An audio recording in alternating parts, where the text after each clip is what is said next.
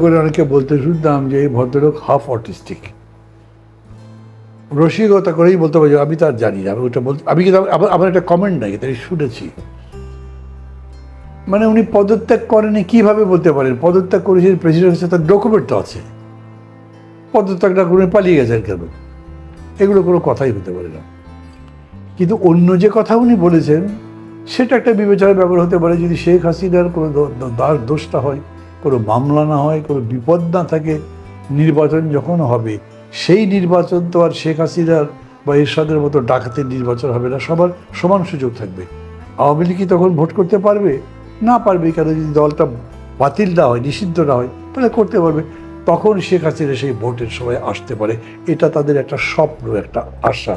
এইরকম আশা করলে আমি তাকে ক্রেজি বলবো না, এটা একটা ক্যাম্পেইনও হতে পারে। যেভাবে উনি পালিয়ে গেছেন তাতে পুরো দলের লোক তারপর খুবই বিক্ষুব্ধ। এইভাবে ফেলে রেখে পালিয়ে গেলেন, আমাদেরকে কিছুই বললেন না। তো ওদেরকে বোঝানো যে না, উনি আবার আসবেন, এটা এই ক্যাম্পেইন হতে পারে, অন্য কিছু না। মানে তার কাছে তো কোনো বিকল্প নাই, উনি এখন হাতড়াচ্ছেন, হাতড়াতে গিয়ে উল্টোপাল্টা কথা বলছেন। এগুলো এর চেয়ে বেশি কোনো গুরুত্ব বহন করে না। আওয়ামী লীগ বা আওয়ামী লীগের সরকার খুবই অপমানজনকভাবে পদত্যাগ করে পালিয়ে গেছে, এটাই ঠিক। অনেক মন্ত্রীও পালিয়ে গেছে, দু একজন ধরাও পড়েছে। তো এখন ওরা কি বলবে? তারা পরাজয়টা মানতে পারছে। তাদের ধারণা ছিল যে এই ক্ষমতা চিরস্থায়ী, আজীবন থাকবে, এরকম ভাবছিল তাদের। ক্ষমতা তো চিরজীবন কারো থাকে না, নাই। তাতে মনের কষ্টে, মনের দুঃখে উল্টাপাল্টা বকার মতো করে ফেলছেন।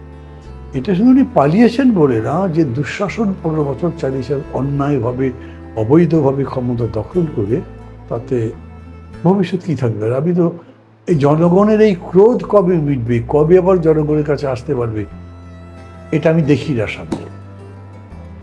আওয়ামী লীগ আবার ঘুরে দাঁড়াবে, মানুষের কাছে আসবে, মানুষ তাদেরকে ভালোবাসবে, বুকে টেনে দেবে, এই সম্ভাবনা আপাতত কোনোভাবেই দেখা যাচ্ছে না, আমি দেখছি না। না, আমি তো ওই রকম করে বলবো না 100 বছরে নেবেন, এরকম কথাবার্তা অনেক রাজনৈতিক নেতা বলতেন প্রতিপক্ষ সম্পর্কে, সেগুলো ঠিক হয়নি। কিন্তু এখন পর্যন্ত এটা একটা ইতিহাস সৃষ্টিকারী যে অভ্যুত্থান, সেখানে আবার তিনি ফিরে আসবেন। মার্কোস তো ফিরতে পারেনি, ইনিও ফিরতে পারবেন। আচ্ছা, ওরা দল করে যারা, তারা ভাবতে পারে, এরকম কথার মধ্যে আমি যাবো কেন? করুক তারা আন্দোলন, যদি করতে পারে।